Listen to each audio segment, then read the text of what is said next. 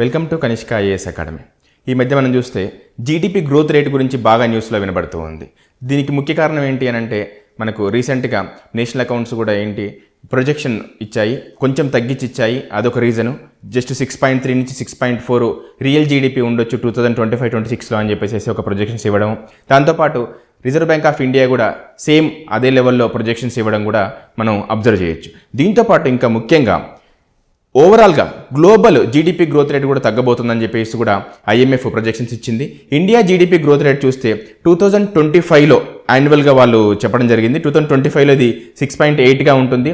అదే 2026కి వచ్చేసరికి 6.5గా ఉంటుంది గ్రోత్ రేట్ అని చెప్పడం జరిగింది. సో అసలు జీడిపి గ్రోత్ రేట్ అంటే ఏంటి?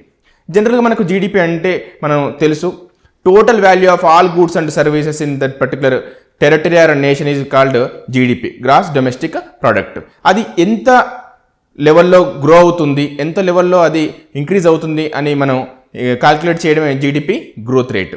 ఇది యాన్యువల్గా చూస్తారు జనరల్గా. కొన్నిసార్లు క్వార్టర్లీ గ్రోత్ రేట్ కూడా మనం మెజర్ చేస్తారు for better understanding. Okay, so ఇక్కడ మనం ఒకసారి చూస్తే ఇండియాస్ జీడిపి గ్రోత్ రేట్ చూస్తే మనకు చాలామంది ప్రొజెక్షన్స్ ఏంటి అంటే మనకి ఇక్కడ ఇది 6 అబవ్ ఉండొచ్చు అనేది చాలా వరకు చెప్తున్నమాట. ఓకే, అసలు నిజంగా జీడిపి గ్రోత్ రేట్ అవసరమా మెజర్ చేయడం? ఒకవేళ జీడిపి గ్రోత్ రేటు తక్కువగా ఉంటే ఏమవుతుంది, ఎక్కువగా ఉంటే ఏమవుతుంది? సో ఇలాంటి మనకు జనరల్గా డౌట్స్ వస్తూ ఉంటాయి. జనరల్గా ఈ జీడిపి గ్రోత్ రేట్ అనేది ఆ కంట్రీస్ యొక్క ప్రోగ్రెస్ని, ఎకనామిక్ ప్రోగ్రెస్ని రిఫ్లెక్ట్ చేస్తుంది. ఒకవేళ జీడిపి గ్రోత్ రేట్ బాగా హైగా ఉందనుకోండి, ఆటోమేటిక్గా ఏంటి అని అంటే అక్కడ production of goods and services చాలా ఎక్కువగా ఉన్నట్టు. ఒకవేళ తక్కువగా ఉందనుకోండి, production of goods and services తక్కువగా ఉన్నట్టు, అదేవిధంగా కన్జంప్షన్ కూడా తక్కువగా ఉన్నట్టు. సో దీన్ని బట్టి మనం ఇక్కడ ఒకటి అర్థం చేసుకోవచ్చు. జీడిపి గ్రోత్ రేట్ తక్కువగా ఉండబోతుంది అని అంటే ఇక్కడ మనకు ఏంటి దానికి సంకేతం అంటే ఫ్యూచర్లో production of goods and services తగ్గబోతుంది, అదేవిధంగా కన్జంప్షన్ కూడా తగ్గబోతుంది అని. సో దీన్ని బట్టి చూస్తే మనకు ఐఎంఎఫ్ ఇచ్చిన ప్రొజెక్షన్స్ కానివ్వండి, ఆర్బీఐ ఇచ్చిన ప్రొజెక్షన్స్ కానివ్వండి, ఒకవేళ రియల్గా ఉంటే, అవి ఒకవేళ నిజంగా జరిగేవి అయితే అంటే భవిష్యత్తు ఇండియా ఎకనామిక్ ఎలా ఉండబోతుంది, ఇండియా ఎకానమీ 2025-26 ఎలా ఉండబోతుంది అని చెప్పేసి మనం ఒకసారి చూస్తే, ఒకవేళ జీడిపి గ్రోత్ రేట్ తక్కువ ఉండడం వల్ల ఎలాంటి మనకు ఉంటాయి, ఎలాంటి రిఫ్లెక్స్ ఉంటాయి ఇండియన్ ఎకానమీలో అని చూస్తే మనకి ఇక్కడ ఏమవుతుందంటే India's GVA gross value addition అనేది తగ్గబోతుంది. ఇది ఒక క్లియర్గా సంకేతం ఇది. దీనివల్ల మనకు జీడిపి గ్రోత్ రేటు తగ్గుతూ ఉండడం వల్ల. ఓకే, దాంతోపాటు మనకు పర్సనల్ కన్సంప్షన్ కూడా చాలా తగ్గబోతుందని కూడా మనకి ఇక్కడ చాలా వరకు ఎక్స్పెక్టేషన్స్ ఉన్నాయి.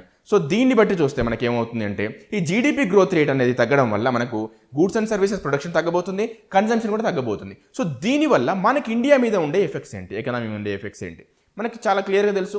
జీడిపి అనేది ఎకనామిక్ గ్రోత్ని మెజర్ చేస్తూ ఉంది. జీడిపి రేట్ తగ్గుతుంది అంటే ఆటోమేటిక్గా జీడిపి కూడా తగ్గుతుంది, కంట్రీ జీడిపి. ఓకే, కానీ ఇప్పటికి కూడా as a developing country India GDP growth rate అనేది one of the best GDP growth rate. కాకపోతే ఏంటి అని అంటే మనకు కావాల్సినంతగా లేదు. మనం 1947 వరకు ఇండియాని ఒక అభివృద్ధి చెందిన దేశంగా, ఒక వికసిత్ భారత్గా మనం తీర్చిదిద్దాలనుకున్నప్పుడు ఈ గ్రోత్ రేట్ అనేది మనకు సరిపోదు. ఇంకా గ్రోత్ రేట్ అవసరం. అది మోర్ దాన్ 10 అవ్వచ్చు, మోర్ దాన్ 15 అవ్వచ్చు. బట్ మనకేంటి అంటే ప్రజెంట్ ఉన్న ఈ స్లో గ్రోత్ రేట్ మాత్రం మనకు సరిపోదు. సో అందుకే మనకు రీసెంట్గా దీనికి సంబంధించి కూడా ఒక క్లియర్ ఆర్టికల్ కూడా హిందూలో పబ్లిష్ చేయడం జరిగింది. మనకు ఫార్మర్ ఆర్బీఐ గవర్నర్ రంగరాజన్ గారు దీని గురించి డిస్కస్ చేయడం కూడా జరిగింది. సో ఇక్కడ ఏంటి అంటే మనకి గ్రోత్ రేట్ని మనం ఎలా ఇన్ఫ్లుయెన్స్ చేయాలి, ఈ గ్రోత్ రేట్ ఎలా ఇంక్రీజ్ చేయాలి, ఆ ఇంక్రీజ్ అయిన గ్రోత్ రేట్ని ఎలా టర్న్అవుట్ చేయాలి ఇండియాస్ గ్రోత్గా, ఎకనామిక్ గ్రోత్గా అనేది మనకు చాలా ఇంపార్టెంట్. ఎగ్జామ్ పాయింట్ ఆఫ్ వ్యూలో మనం డైరెక్ట్ క్వశ్చన్స్ అడగవచ్చు. Really GDP growth rate will give benefit to the India's economy? Of course it will give. So ఇక్కడ మనకు క్వశ్చన్ అలా అడిగినప్పుడు ఏ కాంటెక్స్ట్లో మనం ఆన్సర్ చేయాలి అని చెప్పేసి మనకు చాలా అవసరం. సో ఒకవేళ జీడిపి గ్రోత్ రేట్ ఇంక్రీజ్ చేయాలి, ఎలా ఇంక్రీజ్ చేయాలి అంటే ప్రొడక్షన్ ఎలా ఇంక్రీజ్ చేయాలి, services of goods and services production ఎలా ఇంక్రీజ్ చేయాలి, పర్సనల్ కన్సంప్షన్ ఎలా ఇంక్రీజ్ చేయాలి, సేవింగ్స్ని ఇన్వెస్ట్మెంట్స్ లాగా ఎలా టర్న్ చేయాలి, ఫారెన్ ఇన్వెస్ట్మెంట్స్ని ఎలా అట్రాక్ట్ చేయాలి, I mean foreign institution investments కావచ్చు, లేదంటే ఫారెన్ డైరెక్ట్ ఇన్వెస్ట్మెంట్స్ కావచ్చు. సో వీటన్నిటితో పాటు ఎంప్లాయ్మెంట్ని ఎలా ఇంక్రీజ్ చేయాలి, ఎంప్లాయ్మెంట్ ఆపర్చునిటీస్ని, అన్ఎంప్లాయ్మెంట్ రేట్ ఎలా తగ్గియాలి. సో ఇవన్నీ కూడా ఈ జీడిపి గ్రోత్ రేట్కి లింక్ అయి ఉంటాయి. సో మనకు జీడిపి గ్రోత్ రేట్ అనేది ఆ కంట్రీస్ యొక్క జీడిపి గ్రోత్ రేట్ మెజర్ చేయడం అనేది చాలా చాలా ఇంపార్టెంట్. అదేవిధంగా జీడిపి గ్రోత్ రేట్ తక్కువగా ఉంటే దాని ఇంపాక్ట్స్ ఎలా ఉంటాయి, జీడిపి గ్రోత్ రేట్ ఎక్కువగా ఉంటే దాని ఇంపాక్ట్స్ ఎలా ఉంటాయి అని కూడా మనకు చాలా ఇంపార్టెంట్ ఎగ్జామ్ పాయింట్ ఆఫ్ వ్యూలో.